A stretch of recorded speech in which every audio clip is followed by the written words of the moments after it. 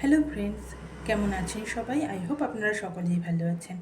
তো আবারও চলে এসেছি নতুন একটি ভিডিও নিয়ে। আর ভিডিওটি শুরু করার আগে আমি আপনাদের কাছে অনেক অনেক সরি চেয়ে নিচ্ছি।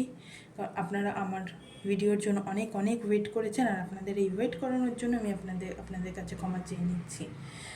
আমার কিছু হেলথ ইস্যুর জন্য আর কিছু পার্সোনাল রিজনের জন্য আমি গত 1 মাস কোনো ভিডিও শ্যুট করতে পারিনি, যার জন্য আমি কোনো ভিডিও আপলোডও করতে পারিনি।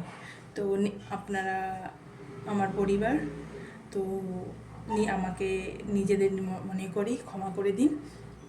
তো আজকে চলে এসেছি নতুন একটি রেসিপি নিয়ে। তো চলুন দেখে নিই রেসিপিটি। আজকে চিকেন দিয়ে করব আমি। চিকেনে বাড়িতে আমাদের অনেক যে সলিড চিকেন আসে, চিকেনের যে সলিড পিসটা থেকে যায়, সেই সলিড পিসগুলো দিয়ে অনেক সময় খাওয়া হয় না, অনেকে সলিড পিস পছন্দ করেন না।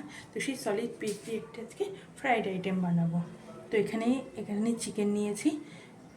চিকেনের ব্রেস্ট পিসগুলো আমি নুন আর লেবু দিয়ে ম্যারিনেট করে নিয়েছি। আর দেখুন, ব্রেস্ট পিসগুলো আমি এরকমভাবে ছুরি দিয়ে একটু এরকম দাগ দাগ করে কেটে নিয়েছি, যাতে এর মধ্যে মশলাগুলো ভালো মতন ঢুকে যায়। এখানে নিয়েছি একটা ডিম ফেটানোর জন্য, এটা আমাদের বাইন্ডিংয়ের জন্য লাগবে। আর এখানে আছে ধনেপাতা বাটা, পেঁয়াজ বাটা, কাঁচা লঙ্কা বাটা, আদা রসুনের পেস্ট, ক্যাপসিকাম পেস্ট। আর এখানে নিয়েছি আমি গন্ধরাজ লেবুর খোসাটা গ্রেট করে। আর লাগছে আমাদের এখানে ব্রেড ক্রাম্ব আর কর্নফ্লাওয়ার। তো চলুন রেসিপিটি শুরু করা যাক। এখানে আমি চিকেনটা নিয়েছি এবং এর মধ্যে এবার একে একে আমি সব মশলাগুলো দিয়ে দেব।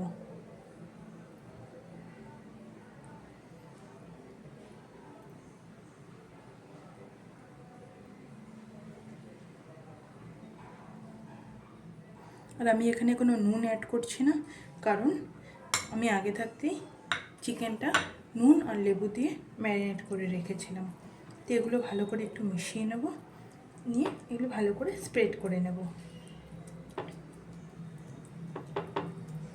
এইভাবে ভালো করে স্প্রেড করে নেবেন। নিয়ে চিকেনটিকে এভাবে আস্তে আস্তে করে রোল করে নেবেন।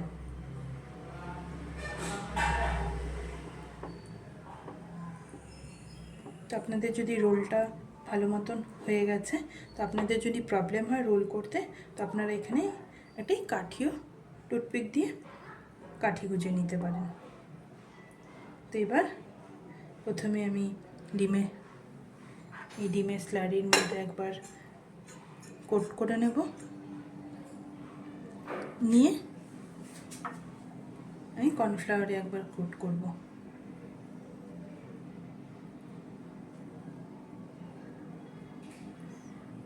কর্নফ্লাওয়ারে কোট করে একটু প্রেস করে নেবেন, যাতে ভেতরের মশলাগুলো বেরিয়ে না আসে।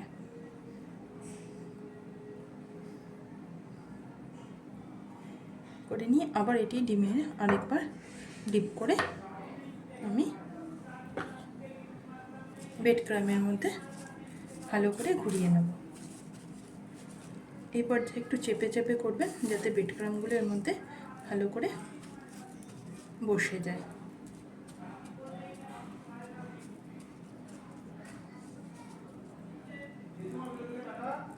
এভাবে একটু হাত দিয়ে প্রেস করে নেবেন।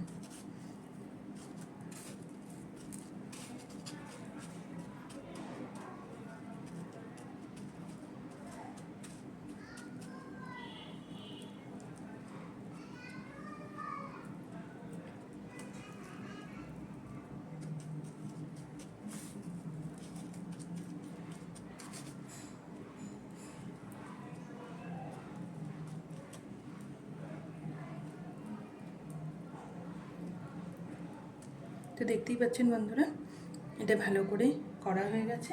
এইভাবে আমি একে একে বাকিগুলো করে নেব। তো দেখতেই পাচ্ছেন বন্ধুরা, আমাদের চিকেন পিসেসগুলো সব কোটিং করা হয়ে গেছে। এবার আমরা এগুলো ভাজার জন্য একটি কড়াই বসিয়ে নেব।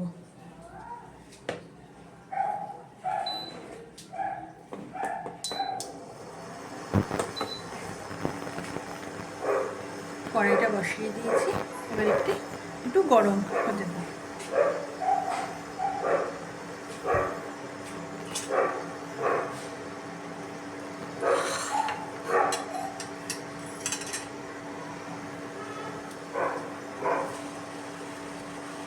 আমরা এর মধ্যে তেল দিয়ে দেবো। এখানে পুরোটাই সাদা তেলে ভাজবো, আপনারা আপনাদের সর্ষের তেলেও করতে পারেন।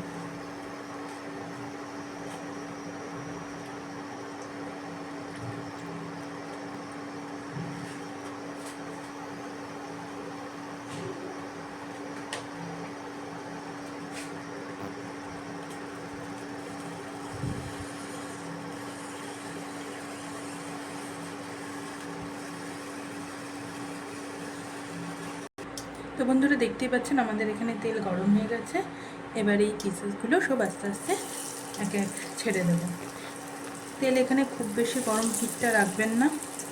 তেলটা গরম করার পর গ্যাসের ফ্লেমটা মিডিয়াম টু একদম মিডিয়াম করেই রাখবেন, হাই করবেন না, তাহলে বাইরের কোটিংটা পুড়ে যাবে আর ভেতরের অংশটা কাঁচা থেকে যাবে।